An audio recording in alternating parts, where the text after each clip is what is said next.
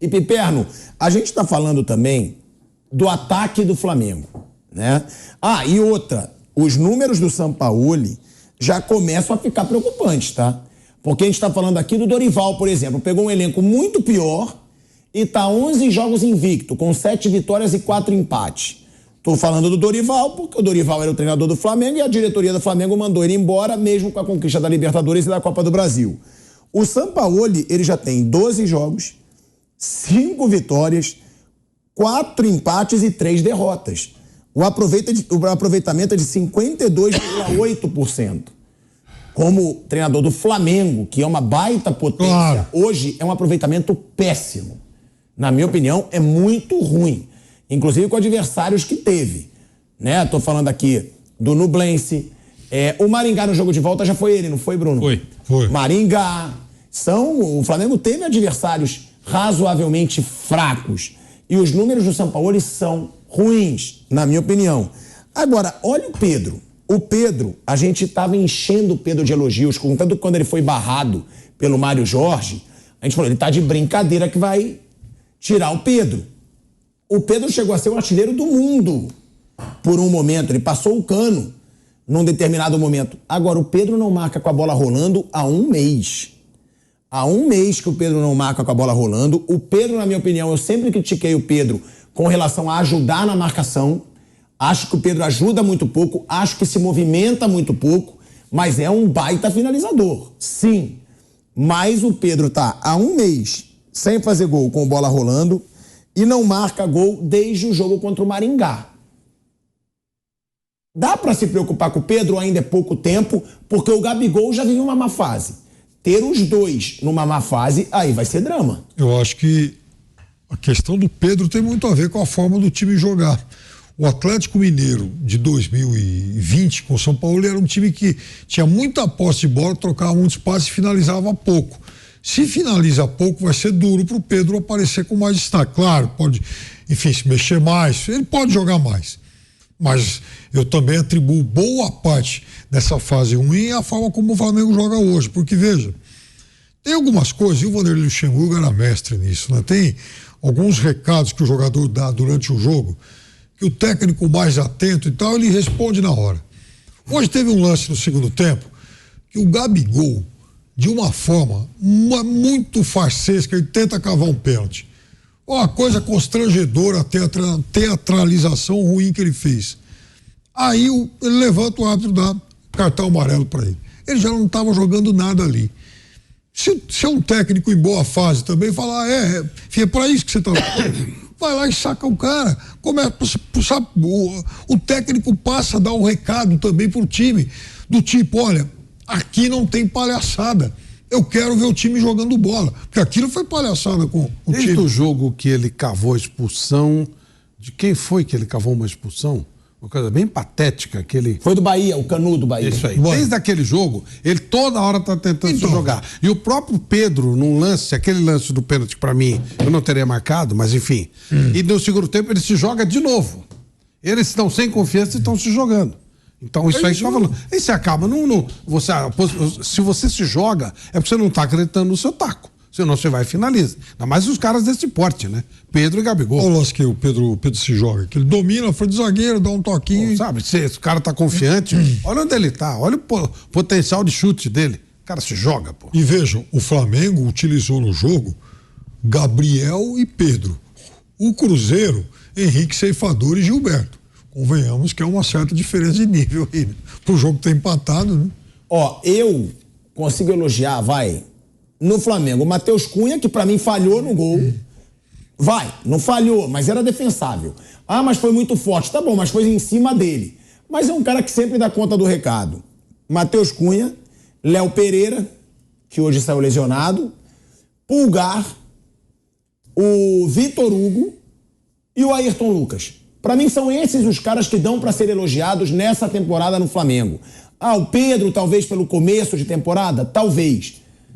Mas é muito jogador, muito bom e muito caro. Fabrício Bruno, talvez, hein? Quem? Fabrício Bruno.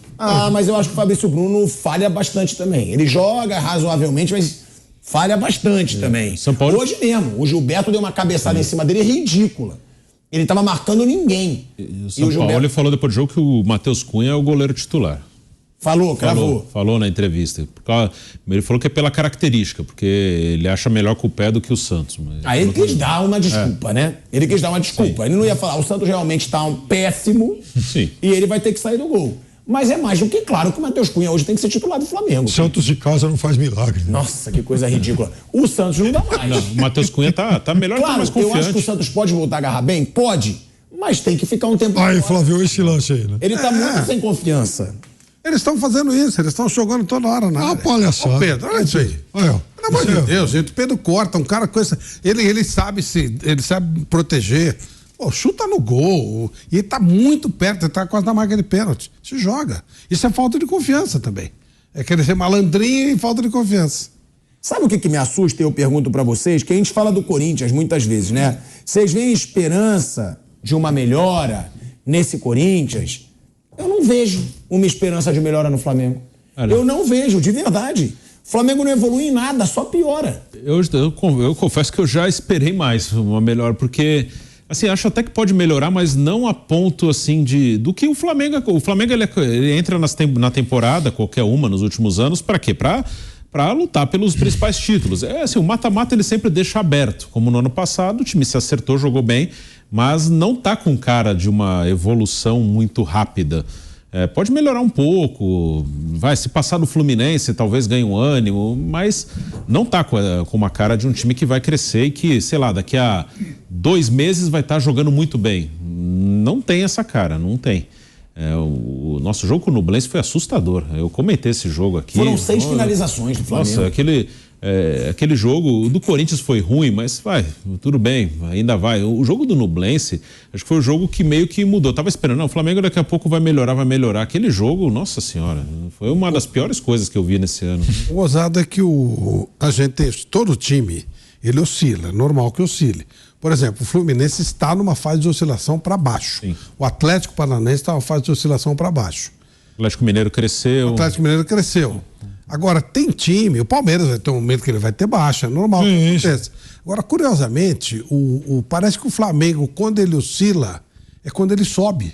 O nível é baixo, de vez em quando ele tem uma boa atuação, tipo o jogo com o Fluminense, depois ele cai de novo. O normal dele, a oscilação dele é para cima.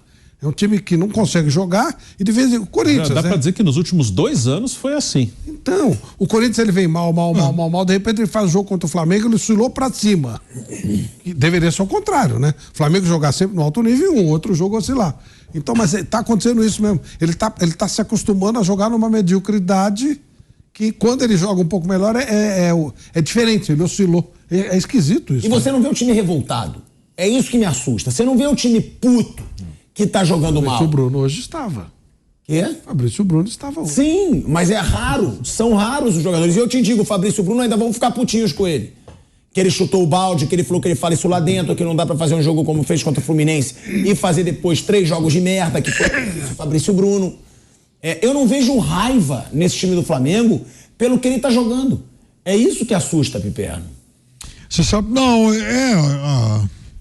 o time tá apático, isso eu acho que tá acomodado demais, o time ganhou muito, todo mundo muito bem pago. Mas assim, acho que tem muita gente que tá precisando de novos desafios de carreira. Tem que agradecer quem já fez muito e tal, mas tem uns caras que acho que em relação ao Flamengo já chegaram ao limite, entregaram o que tinha que fazer e é muito provável que eles brilhem em outros times. Isso é normal no futebol também. Agora, também acho que falta alguma coisa assim, alguns jogadores de uma característica um pouco mais dinâmica. O Goiás, por exemplo, tem um jogador que eu estou observando desde 2021, que ele tinha 20 anos, ele exerce um monte de função e continua lá, ninguém contrata, que é o Dieguinho, que saiu machucado no segundo tempo hoje. Ele foi lançado como lateral direito, virou volante e hoje ele joga em todas as funções de meio campo. Que jogador é esse? O Dieguinho do Goiás, número 20. O Flamengo precisaria ter um cara assim, um cara que está em todos os lugares do meio campo, corre para cá, corre para lá, cobre, avança, parece da direita à esquerda, um jogador dinâmico, um jogador vibrante, e não tem. Maluca, né? Você vê quando a fase é boa, olha o Richard Rios, pô. Sim. Olha onde ele tá. É inacreditável, né? Era o único lugar onde talvez não houvesse necessidade de ter o Richard Rios. E ele vai pro time que já tem jogador aí, que fica sobrando. Isso aí é meio aquela ideia de o que tiver de bom eu vou contratar, porque aí eu não reforço o adversário. Fica todo mundo aqui, eu administro aqui dentro e eu não reforço o adversário. E ele saiu do Flamengo. O Richard Rios era do Flamengo. Ele foi tirado da seleção de futsal da Colômbia. Isso. Eu sei porque o empresário dele é meu amigo pessoal. Ele foi tirado da seleção de futsal da Colômbia e foi levado pro Flamengo. Ele fez a base do Flamengo. Ele surgiu junto com o João Gomes. Ele jogou na base com o João Gomes. E por que não ficou? Não recebeu espaço nenhum. Não recebeu espaço. Aí foi pro futebol mexicano, voltou pro Guarani, se destacou no Guarani e foi um pedido do Abel Ferreira. Que isso? Ele era jogador do Flamengo. E antes de ir pro Palmeiras, tá acontecendo a história que outro dia o Bolívar chegou lá para contratar. Aí o Palmeiras entrou na frente. É uma maluquice, porque eu lembro quando, no auge do Luxemburgo, quando ele fez aquele super time do Palmeiras, ele falava isso, ele falava assim, eu não tiro o olho do mercado, porque eu não posso deixar jogador bom ir para outro time. Quando eu trago aqui, mesmo que eu use pouco, só de não jogar lá já é bom para mim. Então, se o Richard Rios tivesse hoje no Flamengo, talvez tivesse um pouquinho mais de dinamismo, ou bem mais dinamismo, porque ele está mostrando no Palmeiras. Mas o time do Flamengo seria mais dinâmico. É verdade, agora que você falou, mas a gente tem a visão de Richard Rios aqui no Guarani. O Palmeiras não pagou caro por esse jogador. O Flamengo poderia ter... €1 milhão de euros. Peraí. O equivalente pagou 6 milhões de reais. Aquele jogo do Nublense que me traumatizou, sinceramente. Aquele time ele não Foi assustador. Aquele time ele não é nem ajeitado. Assim, você fala, não, o time é ruim, só que ele é bem armado, então ele ocupa espaço, ele dificulta. Nem isso ele se defende mal. E o Flamengo não conseguiu fazer nada. A gente vai se despedindo de você que está com a gente na Rádio Jovem Pan. Muito obrigado pela sua audiência, sempre bombástica na Rádio Jovem Pan. Uma boa noite e amanhã a gente está junto no Canelada, hein? Na TV Jovem Pan. Amanhã, a partir das 6 horas da tarde, tem o Canelada depois da rodada na TV Jovem Pan. Então a gente te convida para o nosso debate. Uma boa noite, você da rádio. Seguimos no YouTube. Olha aí, seguimos no YouTube, Bruninho, pode concluir. Não, aquele jogo me assustou também. Você sabia que o time dele, do Lumblense, era ruim, mas assim, não é nem bem ajeitado. Que você fala, não, os caras são bem arrumados, o time é bem arrumado, ocupa espaço, não deixa, o Flamengo não teve espaço para jogar. Não, teve muito espaço. Tentaram ajudar, teve uma bola no final, o cara jogou a bola para trás, foi chutar para frente, foi para trás, caiu no pé do Pedro, ele chutou por cima do gol. Então, é realmente muito preocupante, porque não é nem que o Flamengo está pegando assim, adversários bem arrumados, o Flamengo pega time ruim, coletivamente e individualmente não consegue fazer nada. Então isso é muito preocupante. Hoje pegou o Cruzeiro, que é um bom time. O Cruzeiro joga bem a maioria dos jogos. Às vezes falta qualidade para ganhar o jogo, mas ele joga bem a maioria dos jogos. Mas mesmo quando joga com um time ruim, o Corinthians está muito mal. Fez até um jogo bom com o Flamengo, mas é um time hoje ruim, o time do Corinthians. E o Flamengo não consegue. Ganhou o jogo, ok, mas não consegue jogar bem. O que se explica é o fato do Corinthians ter feito só um jogo bom contra o Flamengo. Né? O único jogo bom do Corinthians foi contra o Flamengo, mas porque o Flamengo também não consegue fazer jogo bom contra o Nublense. De novo, né? Porque um dos únicos bons jogos do Corinthians no ano passado foi contra o Flamengo. Foi. Na final da Copa do Brasil. Sim. O segundo jogo no Maracanã. E teve aí a homenagem pro Vinícius Júnior, né? A torcida do Flamengo que adora o Vinícius Júnior. O Vinícius Júnior é muito Flamengo. Ele é muito Flamengo, ele vai a jogos quando ele tá também aqui no Brasil. Teve aí esse protesto contra o racismo no futebol. Aconteceu em todos os jogos. Os dois times também entraram em campo com a camisa. E a torcida do Flamengo fez esse mosaico sensacional em homenagem ao Vinícius Júnior, todos com Vini Júnior. Foi essa a mensagem. O Vinícius Júnior também postou, né, um agradecimento à torcida do Flamengo, que ele falou que ele é muito Flamengo. Tá aí também, né, o protesto contra o racismo no jogo do São Paulo. Teve também no jogo Fortaleza e Vasco, que o Vasco foi derrotado. Vasco, outro gigante, de novo na zona do rebaixamento. Vasco e Corinthians na zona do rebaixamento. E aí, essa manifestação exemplar com relação à situação do Vinícius Júnior. Finalmente o mundo começou a comprar o barulho do Vinícius Júnior, porque tá uma vergonha.